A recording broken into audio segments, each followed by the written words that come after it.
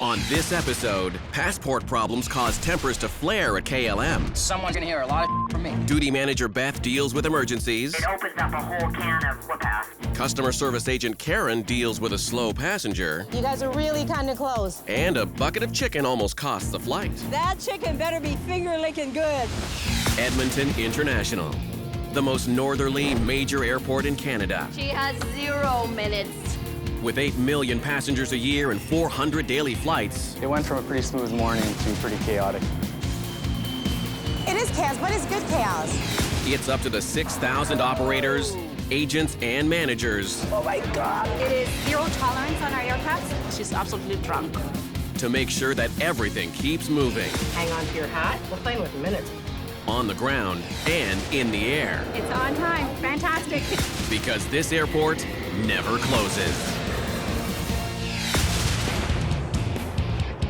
Edmonton International Airport, located at 53 degrees north latitude. The temperature here can drop to minus 50 degrees Celsius. But weather has never shut down the airport in a region where winter storms start in October and end in April. Its reputation as a safe haven for planes passing nearby is well known. It's 8:05 a.m., and duty manager Beth Paradis is on her morning patrol. It's usually a routine walkabout to make sure nothing is out of the ordinary. Edmonton Airport, Beth speaking. Okay, alrighty. Perfect. Okay, I'm on my way to the office. All right, thanks. Yeah, okay, gotta go. Bye. So I've got an aircraft diverting here, and I've got to get to my office like right now. The duty manager is the main point of contact between the airlines and the airport. If there's a problem on the runway, it's up to her to arrange a solution. A little apprehensive, because I don't know why they're diverting here. I have no idea. Stormy weather, a malfunctioning engine, or a seriously ill passenger could divert planes. Beth now needs to make sure there's enough room for the planes to land. Edmonton Airport, Beth speaking. Hey Beth, it's Dave from Air Canada Stock. Flight 208 is diverting. It's Vancouver to Calgary.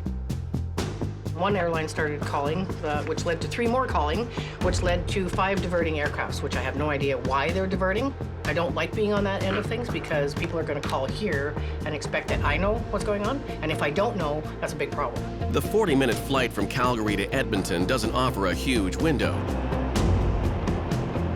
5 unexpected planes are enough to start putting extra pressure on airport staff. 5 of them happening is not usual. So it must be very intense weather. I don't know. Without the information, she can't make room on the runway or proper accommodation at the gate. A massive runway traffic jam is a disaster Beth can't afford. But there are 5 planes in the air with no other places to land. Edmonton Airport, Beth speaking. Hi, okay, he's diverting due to high winds in Calgary. The tower finally has a moment to provide an update from the pilot. It's high winds in Calgary? High winds in Calgary. Okay, perfect, Karen. Okay, so that is the big problem, because all 5 of them are for high winds in Calgary. High-level winds are forcing incoming flights 300 kilometers north to Edmonton. Hi, it's Beth, the duty manager at Edmonton here. Just a quick question for you. I know you're probably busy. Just getting a whole bunch of diverting aircraft from your airport. They're saying it's high winds. Do we know how high or what's going on? Right now, last time I checked, they were gusting upwards of 45. 45 knots? Yeah. Okay, so gusting 45 knots. Hang on to your hats, hang on to anything that's not nailed down or chalked or weighted is going to end up, who knows where it's going to end up. Beth needs to clear runway space for each of the 5 planes to land safely and have aircraft bridges on standby to offload passengers. Time is running out. I'll put him on 58 when he comes in, and I can't get a hold of the ground handler, so. I wish she'd answer her phone. You have reached. I'm trying to get a hold of the ground handler. Now I'm assuming that they're up to their eyeballs in calls like I'm trying to make. The first jet lands safely, but with no assigned gate. Beth improvises. Put him on 59 then. If we can put him on 59 until we know if we have a tow bar. Okay. That way, if we've got a tow bar, we can bring him up. Okay. If we don't have a tow bar, then we'll make alternative decisions on that one. Okay. 1 plane is landed, but 4 more are still in the air. 4 more planes means 4 more gates. Thus, fellow duty manager Matt Cruitt-Bosch checks on a gate that was shut down for maintenance the day before. We're just gonna take a walk down to Bridge 12. We've been doing some maintenance work on it, so we'll go down, see how the work's coming along, and hopefully we can get it back in service right away. Hey, Rob, how's it going? Good. Turns out it wasn't the module on the brake, it was the brake itself. So, we're all cleaned up. It's running pretty smooth now. Okay, perfect.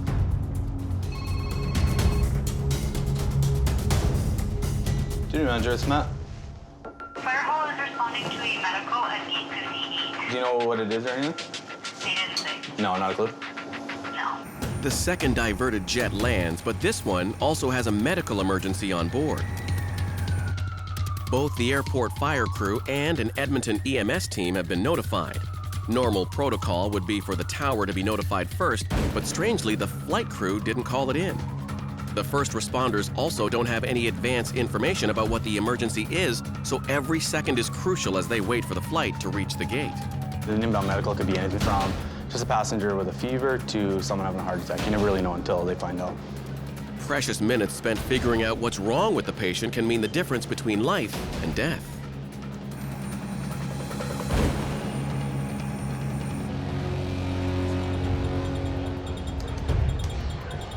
You said it was 58. Did you not that the medical was at? Do you know where? Fire hall, what's your emergency? Matt checks in with the airport fire hall, Do you guys have any info on the passenger? but they're in the dark too. Okay, and what's your callback number?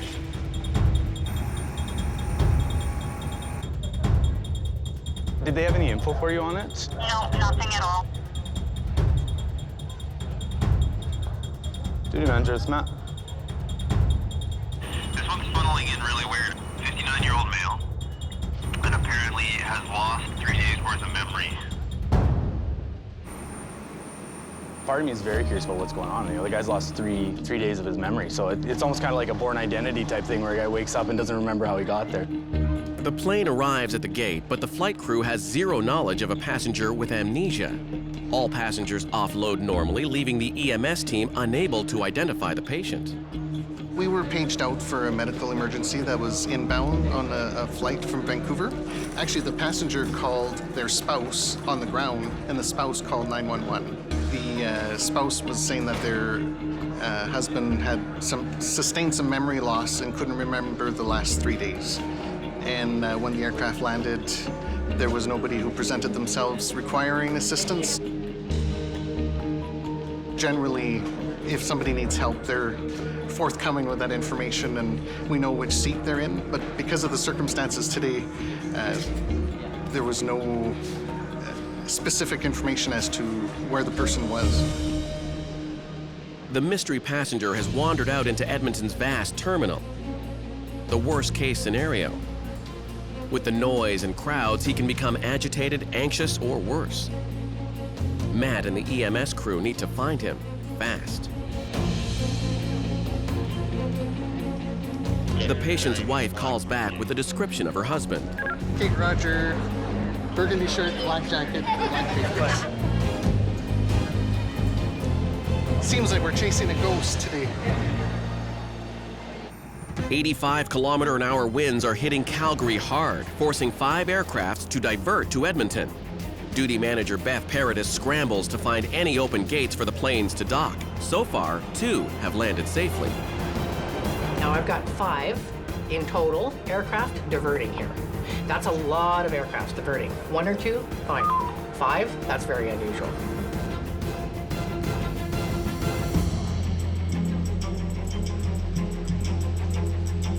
Duty manager Matt Cruitt-Bosch and airport fire captain Mark Gobey are dealing with a medical emergency aboard one of the diverted planes. A passenger with amnesia. We're looking for a gentleman in a burgundy shirt. You haven't seen anybody fit in that description. No, what's the description, though? Burgundy shirt. Burgundy shirt. Paramedics answered a 911 on a diverted plane but couldn't locate the sick passenger, and now he's roaming the airport. Central dispatch, call it.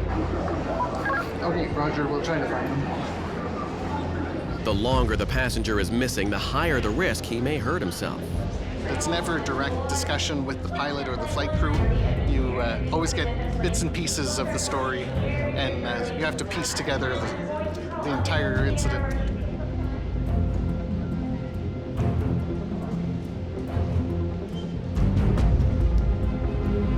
Apparently, the mystery patient has been found. He's reporting that he might be suffering from a CVA. A CVA, or stroke, is caused by a lack of oxygen to the brain. It can cause paralysis or even death. The passenger's memory seems to have returned, but he's still shaken up. So they just made contact with the patient, and they'll call paramedics. So it turns out his wife did call the ambulance, and he wasn't aware. Mystery solved. He called his wife as soon as the plane touched the ground, but his wife called 911 directly, leaving airport staff in the dark. Looks like his wife has a lot of medical background and was kind of more of a precaution. She was worried about him, so they're checking him out right now.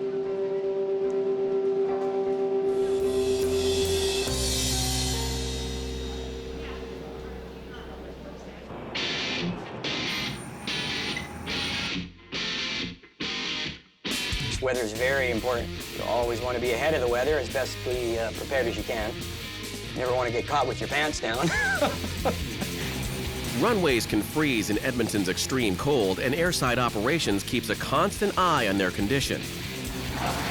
Equipment operator Scott Hammond heads out to perform a runway friction test.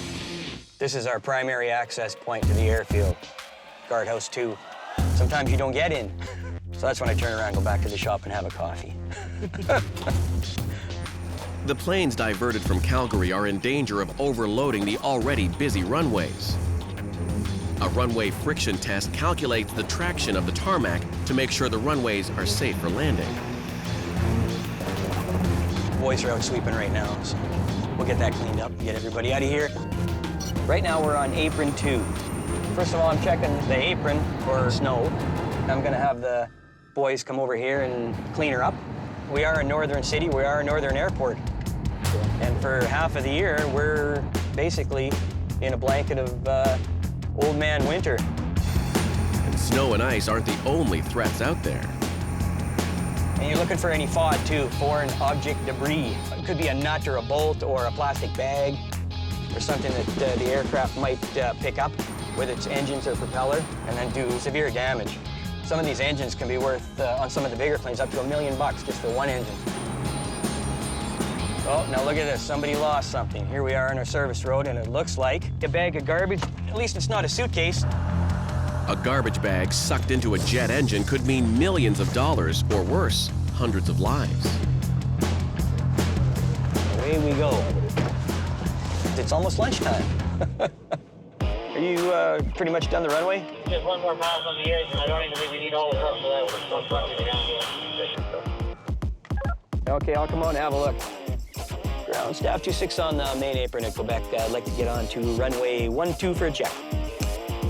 Quebec, proceed. Quebec, Bravo, hold short, runway 12. Okay, I'm now about to begin the runway friction index reporting as a way of letting the pilots know what the surface is like, what they can expect when they come in, when they brake. I had to drive this rig at about 60K an hour, jam on the brakes 10 times. And my little machine here, my terminal, will record the friction index. It'll give you an average. Scott's data gets fed to pilots mid-air so they know how slippery the runway is. 3 stops, we have an average of .54. So far, it's really good. The data from Scott's half-ton truck traveling at 60 kilometers an hour keeps a 300-ton 747 from skidding off the runway. And all the passengers in the planes will be able to land safely. We'll get them to the terminal and get them back home. At stake are hundreds of lives and hundreds of millions of dollars every time a plane touches down. Working behind the scenes, Scott gets each aircraft on the ground safely. Ground staff 26 off of runway 02. Permission on Bravo. 6, proceed Bravo. Not bad for a guy in a pickup. Of the 5 flights diverted to Edmonton, 2 are at the gate and the 3rd has just landed. Air Canada 8223. Edmonton Airport, Beth speaking. Hey Beth, it's Dave. Now parked, the planes are in the hands of customer service manager Dave Coughlin. It's when you get 4 or 5 that it really stretches resources. It's Beth. Beth, the duty manager. Hello. He's going to go to pad 59 instead of 88 because they don't know if they have a tow bar. But 5 planes may only be the beginning for Beth. Calgary is a little bit busier and a little bit bigger airport than we are, so the chances of them having 50 to 60 aircrafts in an hour is likely. If we're having 5 diverting aircrafts all at one time, that's an unusual number. What do I do if we get more and I run out of gates? I close taxiways and I park aircraft on taxiways. This can get a whole lot worse. If diversions continue at this rate, Beth will be scrambling to find places for the planes to park. She needs to figure out how long the high winds will continue. I'm calling the duty manager in Calgary to find out if he can give me any idea what's going on down there, because I can't seem to find anything on the reports. Manager, thanks for holding. Hi, it's Beth, the duty manager in Edmonton here. Yeah, how's it been pretty? No. Right now, it's on the IDS, it's showing gusting 37. The 85-kilometer-per-hour winds have died down to 45 kilometers per hour. The update on the Calgary weather situation, it's saying that it's down to 26 knots, which is landable in Calgary. In the bigger picture, no, I shouldn't get any more diversions unless that jumps up again. Crisis is on standby. The last 2 diverted planes head back to Calgary before touching down in Edmonton. As Beth gets back to her regular duties, she gets a call from an airport employee on board one of the planes still at the gate. We're at your gate 88. Right. And the Edmonton passengers take it off. They want us to fly all the way back to Calgary and take our connection back to Edmonton. And we're in Edmonton. What? Yeah. Passengers bound for Edmonton on board the diverted plane want to deplane, but the airline's refusing. Hi, it's Beth, the duty manager. So here's the problem. That nice airline that landed here from Dallas, that was, you know, rerouted from Calgary to here, the airline wants all the Edmonton passengers to stay on the aircraft and go to Calgary to offload to take their connecting flights to come back to Edmonton, but they're already here. Can we do something about that? The only thing we're worried about with letting people deplane is that if we get the go-ahead to go, we're getting out of here because we might get a very short window. So if we start deplaning and putting equipment up to the aircraft and looking for bags, it opens up a whole can of whoop-ass, so to speak. And there goes your window. There goes our window, and then all of a sudden the winds pick up again. Now we've misconned, or all the rest of the people destined for Calgary are trapped. The airline's decision to keep everyone on board is necessary, but Beth knows it won't sit well with the Edmonton-bound passengers. Okay, can I put you on hold for 1 second? Edmonton Airport, Beth speaking. What flight was diverted from Calgary due to high winds? 5 flights were diverted. 5 of them? Yep. Which one do you want to know about? Whatever one's being unruly. Unruly? An unruly is a passenger whose behavior poses a risk to the safety and security of the flight. Holy Toledos.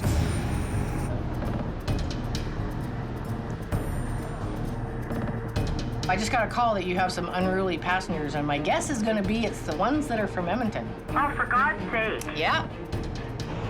A fierce windstorm in Calgary forced 5 flights to divert to Edmonton. With the storm subsiding, 4 of the jets have now headed back to Calgary. But a new storm is brewing on board the last plane still parked at the gate. A group of passengers with connecting flights to Edmonton from Calgary are upset to learn they have to fly back to Calgary instead of just being let off here. I've got members now going down to your aircraft. RCMP members. What? Yep. Oh, I'd be mad. Edmonton recently added regular flights to Amsterdam via Dutch airline KLM. Station manager Michael Budarazzi makes sure everyone gets on board on time. KLM has been here since the 19th of May 2015. We travel with an Airbus A330-200. We operate 3 times a week in the winter and 4 times in the summer. We're the only airline that flies international to mainland Europe, and a lot of passengers can connect throughout the world on our airline. How many passengers traveling? 2. You ready to join the queue? We are. Have you checked in online at home? At home? Yes. Yes? Okay, come with me.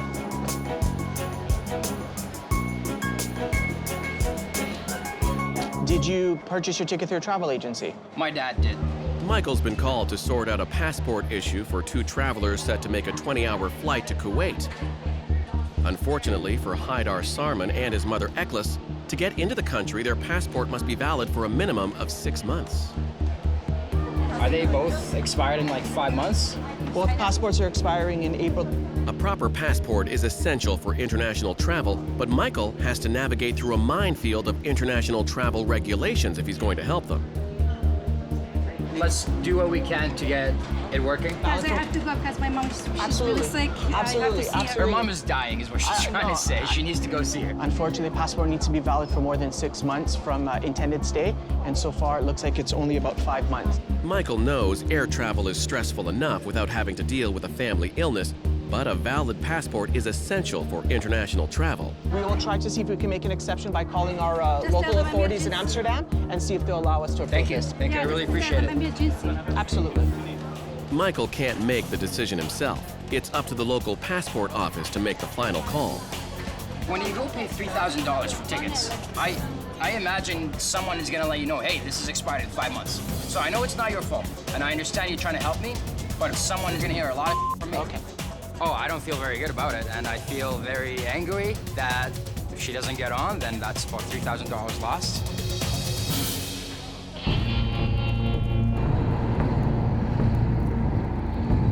Edmonton's icy winter means that the airport's maintenance hangar and its fleet of 12-ton snow sweepers operate 24/7 to make sure that runways are free of snow and ice.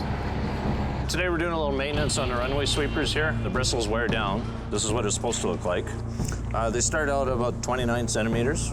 Once we get to about here, we got to change them. Okay, here we've got a set of worn out bristles. There's only 3 centimeters left, so it's done. The cost is about $6,000 per change. Scott divides his time from being outside on the runway to inside the maintenance shed, making sure the sweepers are ready to go at a moment's notice. Got to take the plate off that way. When we lift it up with the crane, the bristles and the rings, everything will fall down in a nice, orderly fashion. Doesn't always work that way, though. First time. Woo! That's what I'm talking about. Hey, look at that. Always comes off like that. Always. It's never a problem. Where are they? Phil, Roy, come on down. Each sweeper requires 95 round wire brushes, and the constant barrage of snow and ice means these brushes last only 40 hours on the runway. They're very sharp. These bristles can pierce the skin, and they have on a number of occasions that will leave you with nasty cuts. So you always have to be extra careful that you don't get stuck with it, because, man, that hurts. The sweeper at the airport is without a doubt the most important piece of equipment that we operate.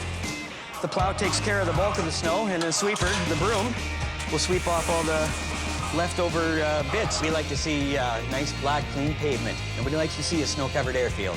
Makes people nervous. Whew, did I say it was hot up here? It's hot up here. Keep coming, let's go. Eagle Eye Phil.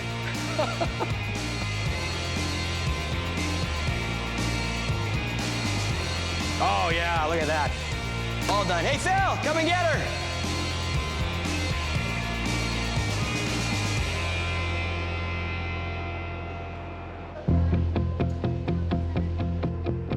Back at the terminal, duty manager Beth is waiting to hear the outcome of the unruly passenger. Hi, Pam. Hey, we're just retracting the bridge. Okay. We're getting ready to go. And the guy's calmed way down now. I mean, he's talking to the RCMP, and they just explained, you know. The tense situation aboard the MD-80 headed for Calgary is finally settled. We're gonna cross our fingers and hope that it lands in Calgary, Okay, right? knock on wood right now, Beth. I'm knocking. Calling in the RCMP seems to have worked. The plane with the Edmonton-bound passengers on board is heading back to Calgary. I'm gonna go get a coffee.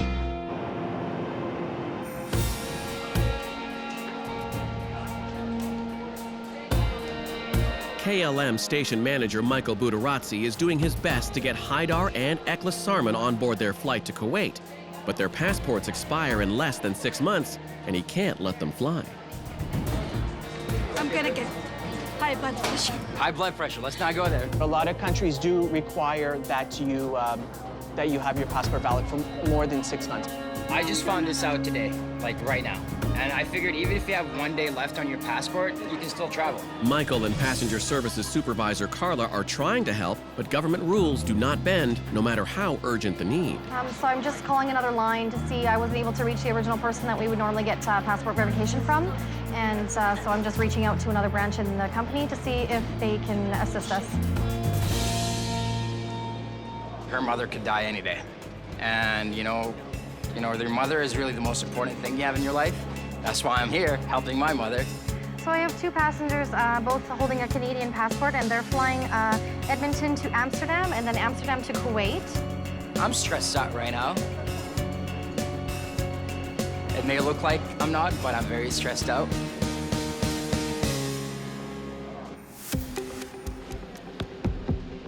At the KLM ticket counter, Michael and Carla are doing their best to get Haidar and his mother Eklis on their flight to Kuwait.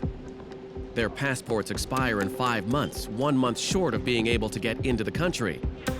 This could cost them a final chance to say goodbye to Eklis's dying mother. So it's about 3 weeks short. Okay, all right.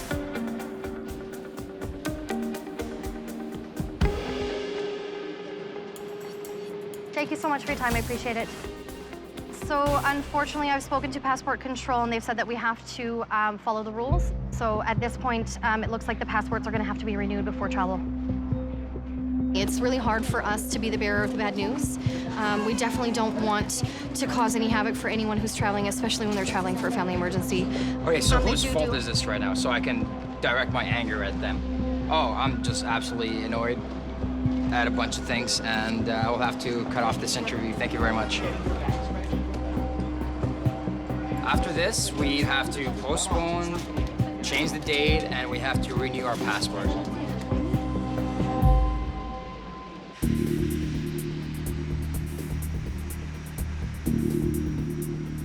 The special cargo on the flight today is coming from the town of Inuvik, and they have the stray dog relocation program.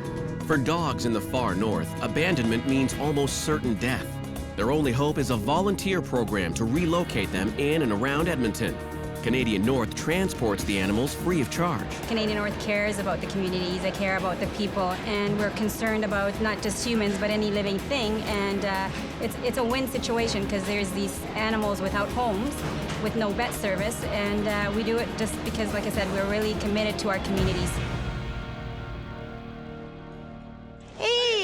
Program volunteers are anxious to see if the dogs have made the journey in good condition. We've got the foster family. They'll be taking the dogs tonight, and tomorrow I'll pick them up from them, and then I'll take them to Red Deer SPCA, an hour and a half away from here. The dogs were in desperate need when they were found. The owner of the property that these dogs were on, he left them. Without any care, so Nuvik bylaw stepped in and seized the dogs. Now they're able to come down to me and be rehomed. This one's incredibly shy. Right now, she's avoiding eye contact. She's trying to curl herself up in a ball to hide as much as she can in this space. She really, really does not want to come out and meet us. This one isn't avoiding eye contact. He's doing a lot better. Come on, baby, you gotta get out. Come on. Come on. I know. Good boy. Come on. Oh. Yeah, let's take apart the crate. Do you want to hold his leash? It's not just one person that is able to save a dog. We need a whole community of people and other groups and organizations that do take the dogs. Good girl. Good girl. Yeah, see? The rescue dogs have been so traumatized by the neglect they suffered in Inuvik and by the flight to Edmonton, they're posing a challenge for the volunteers. I'm gonna actually have to be a little bit pushy with her.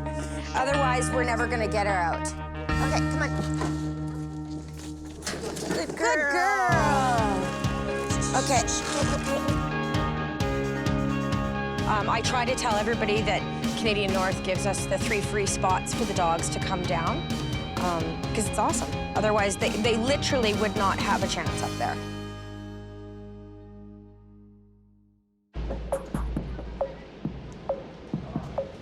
Over at Air Canada, customer service agent Karen Keating spots a group of students looking a little confused about where they're supposed to be. You guys are on the Vancouver flight, right? Yes. Are you going international? Yeah. I'm going to Japan. Yeah. Okay, well, because it's already cut off, it's closed for check-in. It's 45 minutes before departure, so yeah, so you brought her to the airport late. Come on over. So we're gonna call and see if we can open the flight. There's no guarantees, but push down 239. Student Eureka Ono is heading back to Japan, but she's over an hour late, and the ticket counter is no longer checking in passengers to her flight. Someone has to be at least 2 hours for an international flight. Visas may be needed, or there may be issues with their passport, and we do everything from the first airport, which is here, so that's why. You guys have yet a connecting flight? Vancouver. Out of Vancouver? Is it on a separate ticket? Because I'm only showing to Vancouver. Oh, okay. In Vancouver, she has to take Korean Air. Since it's under a separate ticket, I unfortunately do have to charge you for the baggage. It's going to be about $63. Very lucky, because usually the flights are completely full, and then we have people sometimes standing by to get out early. And if the flight closes and people are here to stand by, no one shows up, we put them on that flight. If you take another piece, I do have to charge you another bag fee. Even though Karen's doing her best to move things along, Eureka's slowing things down. She's all good here? Negative. I need to take another bag. She has 4 pieces of carry-on.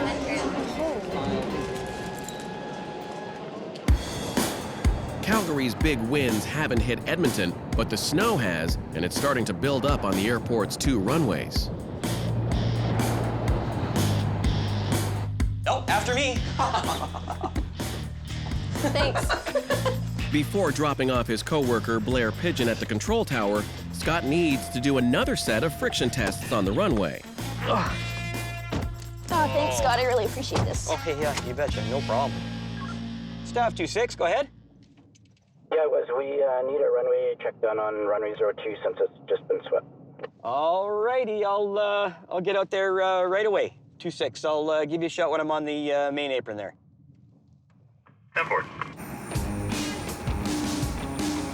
You know what? I'm glad you're along. This is way more fun doing it with somebody else. When I'm by myself, it's just like, you know. Do you still talk as much when you're by Yes, yourself? I do. Actually, talking even more, and I sing too.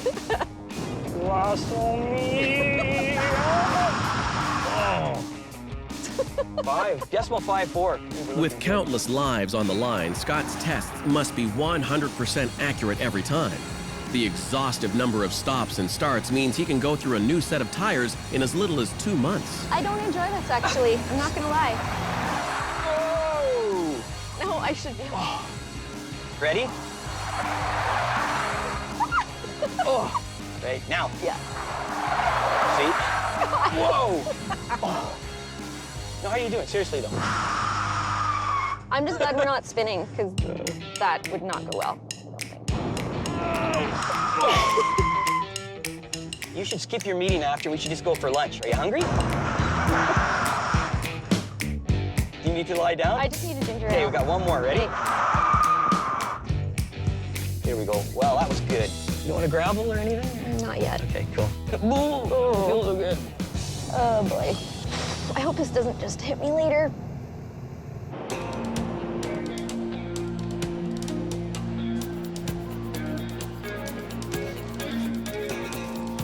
So we're doing one bag, yeah? Yes. Okay, so you're gonna put these 2 together just so you can pay 1 fee, okay? Back at Air Canada, Karen is hustling Japanese passenger Eureka Ono, who's late to the gate. But first, she combines Eureka's 4 carry-on bags into 1 allowable carry-on. They're gonna be boarding in about 10 minutes. Yeah, so she's super, super lucky. Okay, sir, bring this bag with me and let's go. Okay, 1 more bag. Cutting very close here. They have a lighter in the bag. We have to remove it. Unless you're allowing it. No. Okay, you have a lighter in the bag and going through screen and we gotta take it out. I don't think you're gonna make it. You guys are kind of really, really close for this flight.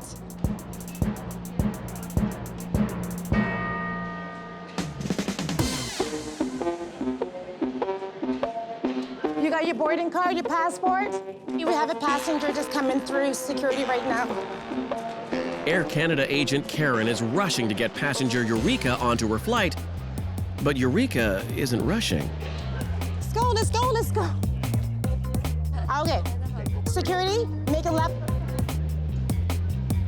We got 10 minutes before they cut her off from the flight, because 15 minutes before departure, they will not accept anybody. I love your urgency. There's less than 10 minutes left until the gate closes. To keep things moving while keeping an eye on Eureka, Karen helps the gate crew check in the last passengers. All right, thank you, Miss Yang. Have a good day. Sir, I'll help you over here. Oh, my apologies. No, it's okay.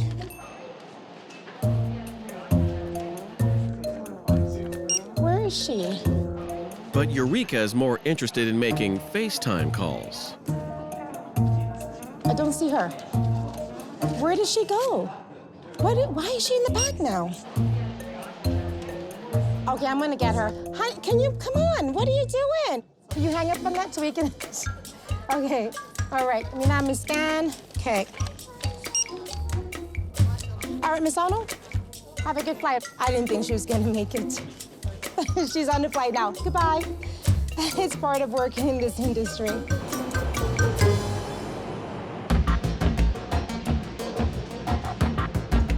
At the check-in counter, the Air Canada team have an unusual request, a seat for an elderly, high-maintenance passenger.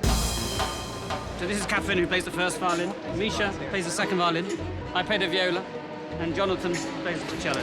The London Hayden String Quartet are on a Canadian tour. They use centuries-old instruments on stage that require special attention when traveling. We play on old instruments, the same as that they would have done in 1750. They've been used continuously, most of them, since they were made. So they're very special things. It's probably 1620s from Brescia in Italy.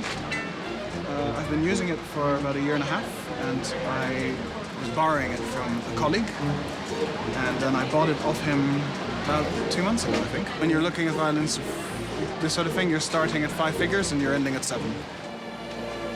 And the biggest of these instruments needs extra special attention. This is the cello. It comes in the plane with us, in the cabin, which is what we're sorting out right now, actually. It has an extra seat, so it always takes a little longer at check-in. With the quartet winding up their tour in Vancouver tomorrow night, Jonathan gets ready for one last Canadian flight alongside his trusty companion. Where do we strap things on a plane? But with this one, it's expensive, understand? It'll be my baby as well, so we do this. It's more than 300 years old, so hopefully it is the oldest passenger on board today. When it goes like this, it's great.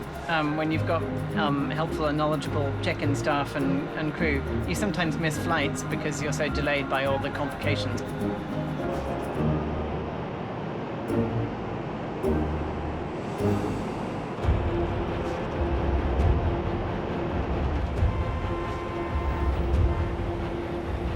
Canadian North Airlines is 100% First Nations owned and flies exclusively to the Northwest Territories and Nunavut through Edmonton. My late flight from Ottawa just got in, so yes, I'm running late. Their final flight of the night is to Yellowknife and leaves in less than 30 minutes. Just don't stay to gate 49. It's as quickly as possible. Yes. It's been a long day, but the airline staff have finally wrapped for the night. Yellowknife resident Ruth Arrows just arrived here after a 15-hour bus ride, only to find she might be going nowhere. Because I was in the Greyhound bus and we were delayed 3 hours. I went to a funeral, my brother's funeral, up north of Winnipeg. So I wanted to travel by bus and not fly, so that's why I missed my plane. I'm supposed to phone Canadian North. I don't know where to phone though. I don't have a phone number. Ruth's flight leaves in 20 minutes, but Canadian North's check-in counter closed 10 minutes ago, and there's no one available to help. This thing is frozen now. Ruth has no backup plan. If she misses her plane, she'll be stuck here for the night.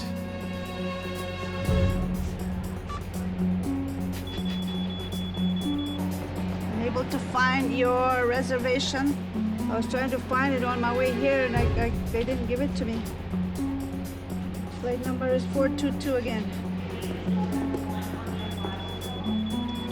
Lord help me. Ruth seems to have all the right information, but the automatic check-in is denying her a boarding pass. You can't find my reservation ticket. to look for a representative, a customer representative. There's not. Ruth has run out of options when Canadian North agents Helen Gordon and Kushanti Kumar return from checking in passengers. 705 is boarding. Well, that maybe they would give me a chance to get in. It won't let you check in there now because it's No? past the cutoff. Okay, we're late, I guess. Can we send one passenger Cutoff through? is at 7:05. My bus was delayed 3 hours at Rockland, Manitoba because of the freezing rain, and the bus couldn't go up the hill because it was icy. You came from Manitoba? Yes. Oh my goodness. Can we run her through? Kush Ivana. Go ahead. Sorry, I know you're boarding, but we have a passenger that got delayed due to the bus coming in from Manitoba. Can we run her through? I don't know. Ask Helen. She should make decision. Did you want to go try, but your bags aren't going to make it? We can't guarantee your bags will get on, but we can try to run you to the gate. Well, my KFC chicken in there. No, you can take your you KFC take chicken with you on board. But your other box might not make it. You want to try? Sure. Okay. My son ordered KFC. My friend went and bought some. We're going to bring her through.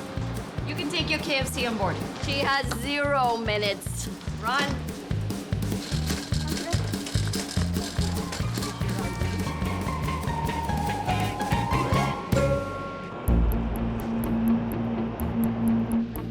It's been a demanding day for the KLM team, but Flight 676 is ready to fly out to Amsterdam. Take care, okay? Thanks. As the last passengers are ushered on board, Carla hits another hurdle. Ladies and gentlemen, your attention, please. KLM Royal Dutch Airlines is urgently paging passenger Merit. Please report immediately to departure gate 64 for the on-time boarding of your Amsterdam flight, as your aircraft is fully boarded and ready for departure. If the passenger fails to show up, ground crews will have to remove his checked bags from the plane, delaying the 243-passenger flight.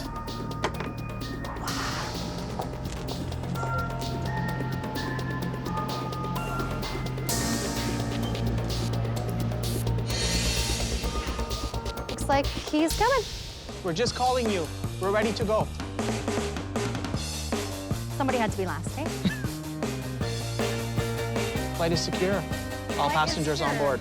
I don't think you can skip it, Hills. I can skip. Don't even challenge me right now. Yellowknife is Canadian North's last flight of the night. We're going to bring her through. Ticket agent Helen Gordon is struggling to get Ruth Arrow and her fried chicken checked in. You can take your KFC on board. And there's less than a minute before the plane departs. She has 0 minutes. Run.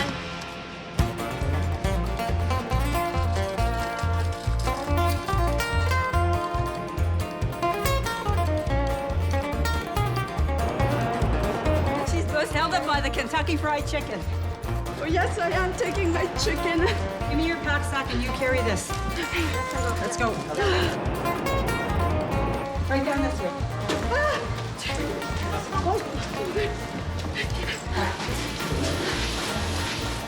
We don't have gas though. This is as far as we can go. That's fine. Bye. She was 3 hours late on the bus, which was a 15-hour bus ride coming from her brother's funeral in Manitoba and needing to get home back to her family in Yellowknife. When you hear that kind of story, you have to let her on the flight. That chicken better be finger-licking good.